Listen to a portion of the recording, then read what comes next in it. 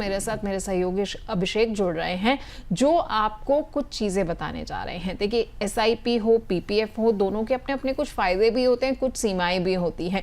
तो दोनों में आखिरकार अंतर कहां पर आता है, ये बता रहे हैं Abhishek. Thank you Pallavi. Systematic investment plan हो या फिर पब्लिक प्रॉविडेंट फंड, दोनों ही एक तरह से निवेश के जो ऑप्शन है बहुत ही बेहतर ऑप्शन होते हैं, लेकिन दोनों में की डिफरेंसेस हैं। उन दोनों की अपनी अपनी खासियतें हैं, अपने अपने फीचर्स होते हैं। तो चलिए एक एक करके उनके बारे में डिस्कस करते हैं। जैसे कि आप स्क्रीन पर देख सकते हैं, एसआईपी की अगर बात करें तो म्यूचुअल फंड आधारित होती है। म्यूचुअल फंड बेस्ड एसआईपी एक जरिया होता है म्यूचुअल फंड में एक तरह से निवेश करने का, और ये मार्केट लिंक्ड होता है। वहीं पीपीएफ की अगर बात करें तो एक गवर्नमेंट बैक्ड एक तरह से सेविंग स्कीम होती है जिस पे आप निवेश कर सकते हैं। अनुमानित रिटर्न की अगर बात करें तो फिर एसआईपी में आपको सालाना 10 से 14% का एनुअलाइज रिटर्न एक तरह से मिल सकता है, क्योंकि ये मार्केट लिंक्ड होते हैं और इसमें वोलेटिलिटी के समय इसमें थोड़ा सा अनुमानित रिटर्न में उतार चढ़ाव भी हो सकता है। वहीं पीपीएफ की बात करें तो 7.1% का एक तरह से इसमें आपको रिटर्न जो सालाना जो ब्याज होता है वो 7.1% का जो होता है वो मिलता है आपको, और ये जो ब्याज होता है वो पूरी तरह से टैक्स फ्री होता है। वहीं लॉक इन पीरियड की अगर बात करें तो फिर एसआईपी में कोई लॉक इन पीरियड नहीं होता, आप कभी भी इसको विड्रॉ एक तरह से कर सकते हैं, सिवाय ईएलएसएस म्यूचुअल फंड में जिसका लॉक इन पीरियड होता है 3 साल का लॉक इन पीरियड होता है। वहीं पीपीएफ में 15 साल का पूरा लॉक इन पीरियड इसमें होता है।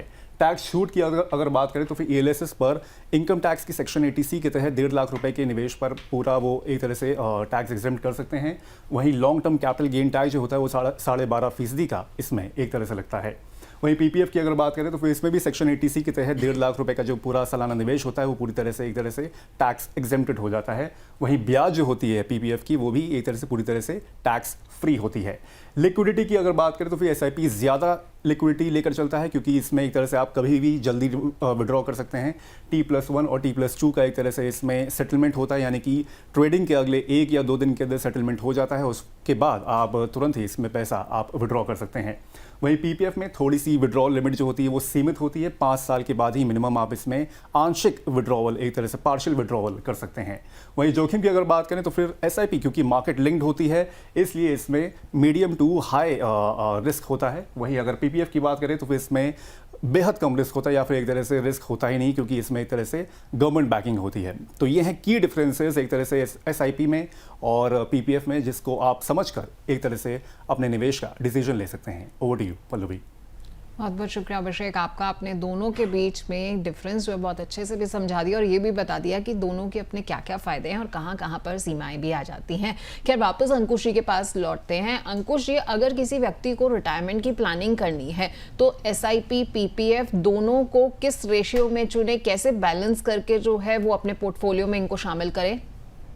देखिए पल्लवी जी, मैं इसका जो रिप्लाई है मैं एक डिफरेंट तरीके से देना चाहूंगा। मैंने एक डेटा पढ़ा था HDFC म्यूचुअल फंड का, जो कि उनकी एक पब्लिश्ड रिपोर्ट है जो वो अपनी एक बुकलेट में पब्लिश करते हैं। सिंस 1996 मैंने वो डेटा को इवेल्युएट किया और उन्होंने पीपीएफ और अपने HDFC ELSS स्कीम का कंपैरिजन दिया था।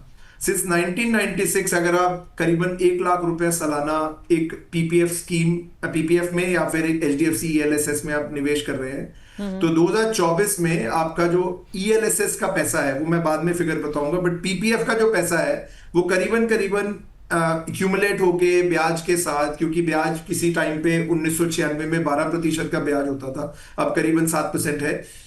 सारा कुछ एक्यूमुलेट करके कंपाउंड करने के बाद वो 1 करोड़ 8 लाख के करीब आपकी राशि बनती है after 24 years of investing. वेराज same investment को अगर आप HDFC ELSS में, जो कि आपको टैक्स सेविंग का भी ऑप्शन देता है, वो राशि जो है सेम 1 लाख रुपया सालाना आप इन्वेस्ट करेंगे तो आपकी राशि बनेगी 13.5 करोड़ रुपए।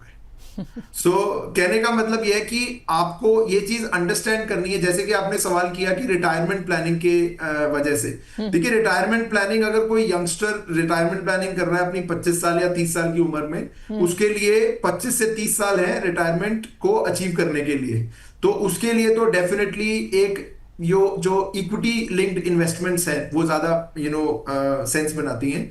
वेराज अगर कोई अपनी रिटायरमेंट प्लानिंग 50 साल की उम्र में कर रहा है, जो कि राइट एज नहीं है, लेकिन हाँ बेटर लेट देन नेवर। सो अगर आप 50 या 55 के साल पे अपनी रिटायरमेंट प्लानिंग कर रहे हैं तो आपके पास कोई और विकल्प नहीं बचता। लेकिन पीपीएफ तब भी कोई विकल्प नहीं है क्योंकि उसमें 15 साल का लॉक इन है। सो आपको कुछ और ऑप्शन ढूंढनी पड़ेगी। Whereas अगर आप रेशो की बात करें तो स्टैंडर्ड थंब रूल कोई नहीं है. इट रियली डिपेंड्स ऑन कि आपका रिस्क एपेटाइट क्या है, आप कितना रिस्क जोखिम लेना चाहते हैं अपनी इन्वेस्टमेंट के ऊपर. सो आप उस तरीके से डिसाइड करें. Whereas इतने लंबे समय के लिए 20 से 25 साल के समय के लिए आपके लिए इक्विटी इन्वेस्टमेंट या इक्विटी म्यूचुअल फंड की इन्वेस्टमेंट्स एक बेहतर विकल्प बन सकता है, जो कि डेटा मैंने अभी आपको बताया. ठीक है, तो इक्विटी कहीं ना कहीं जो है बाजी मारता हुआ नजर आ रहा है लॉन्ग टर्म के लिहाज से भी, लेकिन हाँ बस हमेशा इसमें एक रहता है रिस्क फैक्टर जो है जुड़ा रहता है.